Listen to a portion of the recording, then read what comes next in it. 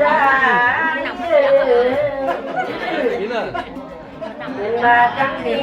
ไปดูกันตั้งแล้วพี่น้องคนนักคนนำไปดูกันก่อนไปน้องนั่งเสียงดีใจสังเกตดูนะข้าเขาก็คิดกันก่อนโลกก็ได้ข้างเมื่อมาจังนี้เจ้าตาปังมีนางเลยขอมากินมาไปเดียวซึ่งดูการฟังเจ้ไปยาที่ไปบอกเพื่อนวันมาคนมาเลยพาเขาไปดูกันตามอันนาลาซาซาเก้าใหญ่ละ